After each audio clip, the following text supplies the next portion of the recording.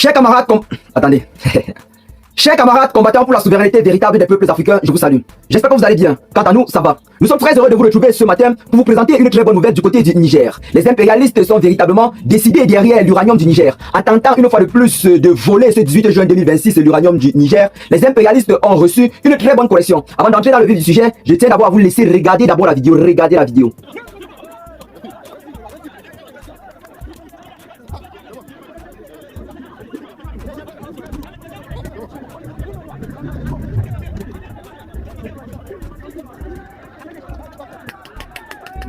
Chers camarades combattants, certaines personnes vont se poser la question de savoir pourquoi j'ai porté ces lunettes ce matin. C'est parce que je voulais un peu ressembler à nos forces de défense. Regardez.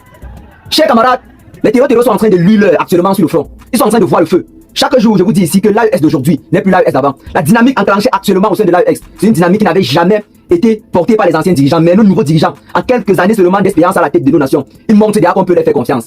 Les terroristes acculés ces derniers temps du côté du Mali, se sentant en insécurité et croyant être en sécurité plus au Niger, ceux-là oubliaient que c'est encore un autre territoire de l'AES. Et toujours un territoire de l'AES qui bénéficie de la même technologie que le Mali. Eux croyaient que là-bas, ils pouvaient se faufiler librement, au point de venir encore une fois de plus attaquer l'aéroport de Niamey. Chers camarades combattants, l'impérialisme n'est pas prêt d'abandonner des sitôt. Ces gens-là ne sont pas prêts d'abandonner des sitôt. C'est la raison pour laquelle je tiens à vous appeler une fois de plus à la vigilance, à l'unité et à l'amour envers vos dirigeants de l'AES. Parce qu'à ce moment, la contre-offensive que veulent lancer les impérialistes là en ce moment, croyez-moi mesdames et messieurs, c'est véritablement ce que le capitaine Ibrahim Traoré appelait l'hiver noir. Tenez-vous prêts, chers combattants. Certaines personnes vont se dire qu'il faut beaucoup pour gagner ce combat. Croyez-moi, tout ceci là passe par la sensibilisation. Nous sommes en train de mener un combat, nous faisons des vidéos pour sensibiliser les gens. Toi qui nous regardes, en retour, si tu partages la vidéo, c'est que tu es en train d'éveiller les consciences. Et plus les consciences sont éveillées, plus les gens sont sensibilisés, plus la vigilance est de mise. Donc, chers camarades combattants, partagez massivement cette vidéo. Aujourd'hui, pour la petite histoire, mesdames et messieurs, du côté de l'aéroport de Niamey, nos fans ont frappé très fort contre les terroristes qui sont venus encore une fois de plus pour voler l'uranium. L'uranium de Papa Tchani là, c'est ça que ces gens-là ne veulent pas laisser. On dirait qu'actuellement, les réserves sont vides. Les réserves sont vides chez l'ancienne puissance coloniale. Parce que tiens à vous rappeler que c'est la deuxième fois en moins de 6 mois d'écart que les terroristes, avec tout le culot, essayent d'attaquer l'aéroport de Niamey. Chers camarades combattants, vous pensez que s'il n'y avait pas quelque chose d'important là-bas, à l'aéroport de Niamey, c'est que les terroristes risquent de sortir de la bourse pour venir attaquer un aéroport national dans la capitale? Ça donne véritablement à se poser les questions. Ce qui justifie clairement que ces terroristes-là ne sont pas seulement en train de vouloir attaquer nos grandes forces combattantes. Ils sont en train de chercher à voler quelque chose qui ne les appartient pas. Le stock d'uranium que Niamey a décidé de stocker du côté de l'aéroport là, les impérialistes sont prêts à tout pour porter cela, même s'il faut marcher sur les Africains. Chers camarades combattants, écoutez bien ce que je suis en train de vous dire. Regardez vous-même ce que l'on vit au 21e siècle. Et certaines personnes se couchent encore chez eux, tranquillement, et n'en parlent pas. Ou bien soutiennent des bêtises pareilles. Regardez vous-même ce que l'on vit au 21e siècle. Parce qu'un État a décidé de nous faire la peau. Pour la simple raison que nous avons dit que nous ne voulons plus faire chemin avec toi. Pour avoir seulement dit ça, il décide de nous faire la peau. Chaque jour, il risque les vies de nos grandes forces combattantes, de nos populations civiles, de nos dirigeants. Seulement parce qu'on a dit que trop c'est trop, vous nous avez déjà assez exploité, maintenant partez chez vous. Nous allons nous tourner vers d'autres partenaires plus fiables qui vont nous traiter avec respect. Voilà seulement la phrase qui condamne les Africains et les États de l'AES en particulier. Voilà la phrase qui condamne. Parce que, en vous gardant toujours sous un seuil d'infériorité, cela pouvait imposer leur dynamique sur nos pays comme ils voulaient. En installant à la tête de nos pays les valets locaux, notamment ces esclaves de salon là, ils savaient qu'ils pouvaient marcher sur nos pays comme ils voulaient. Depuis que le général Assimi Goïta est arrivé, que le capitaine Ibrahim Traoré est arrivé, que le général Tchani est arrivé, et qui voyant cela de loin, ont décidé de dire que stop, arrêtez de nous voler. S'il vous plaît, arrêtez de nous voler et allez-vous-en. Au début, c'était pas pour faire palabre, chers camarades. Au début, c'était pas pour faire boucan. Au début, les chefs d'État de l'AES voulaient seulement que l'ancienne puissance coloniale s'en aille tout simplement sans faire de bruit. On ne devait pas parler de cela sur les réseaux sociaux comme nous sommes en train de parler actuellement. Mais vu que son intérêt dans nos pays était très énorme et qu'il ne peut l'avoir dans aucun autre pays, et si les Africains se réveillent, ils vont acheter dorénavant au prix. Parce que le problème n'est pas que nous les avons demandé de partir. Nous n'avons pas coupé des relations diplomatiques avec quelconque pays.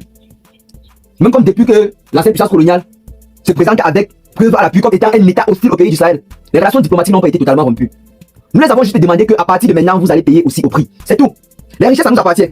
Vous venez souvent avec vos technologies militaires, dans la médecine, dans l'agriculture. C'est appréciable. C'est vrai, nous on n'en possède pas. Mais nous avons ces richesses-là. Si nous vous demandons par exemple, nous voulons un import de technologie avant de prendre nos richesses, vous trouvez ça mal. Parce que nous n'avons pas aussi le droit de connaître les dorados ici chez nous. Chers camarades combattants, restez vigilants. Car l'ennemi garde toujours une très grande capacité de nuisance. Mais nos 20 forces combattantes sont debout. Bravo aux forces armées du Niger. pour le travail effectué ce jour, une fois de plus, contre l'impérialisme. Donc, ceux-ci sont venus lourdement armés, chers camarades. Je dis lourdement armés, à bord de pick-up et lourdement équipés, pour attaquer l'aéroport de Niamey et porter le stock d'uranium pour fuir et partir certainement dans la forêt, livrer ça à leurs complices impérialistes qui les attendent certainement pour transporter ça rapidement vers les territoires voisins qui servent de base arrière à ces terreaux-là. Je dis les territoires pays voisins, parce que c'est comme ça que leur logistique passe. Ne croyez pas que ça quitte du ciel directement de la France pour arriver sur le Mali, être remis au terreau. Non. Le deal entre terreau et les impérialistes là, ça se passe avec la complicité des États voisins. Donc, quand ils portent ici là directement, ils mettent à côté. Ils ne font même pas un pas pour quitter par exemple du Burkina Faso à la Côte d'Ivoire. Imaginez si la Côte d'Ivoire c'est de base arrière de déstabilisation du Burkina Faso. Ils vont pouvoir avoir un impact significatif. C'est clair. Mais pourquoi se faire cette guerre alors qu'un pas ne nous sépare pas? Ça veut dire que nous avons les mêmes peuples. Ce sont les mêmes peuples. Un pas ne nous sépare pas. Donc c'est comme si on vit dans une même maison. Mais aujourd'hui, pour des simples convictions politiques, nous voilà en train de nous faire la guerre. Au point où tu prends ton territoire pour abriter terreau pour que terreau vienne m'attaquer. Chers camarades combattants, c'est vraiment honteux pour ces pays-là. Mais sachant que la malhonnêteté et la méchanceté n'a que des très coûteux jambes. C'est le bien qui finit toujours par gagner. Et à la fin de l'histoire, l'on verra qui faisait le bien et qui était mauvais dans ce combat. Mais pour nous, nous sommes convaincus. Et ce qui est en train de se passer au sein de l'AES, même vous qui nous écoutez, surtout vous qui faites semblant de ne pas reconnaître le changement opéré au sein de l'AES là, vous connaissez que depuis le départ de l'ancienne puissance coloniale, ces pays, malgré le poids des sanctions internationales, se relève et avance dignement vers sa dignité et sa souveraineté. Chers camarades combattants, partagez massivement la vidéo, abonnez-vous à la chaîne si ce n'est pas encore fait et à très bientôt pour de nouvelles notes d'informations. Ciao. Pendant 60 ans, un pacte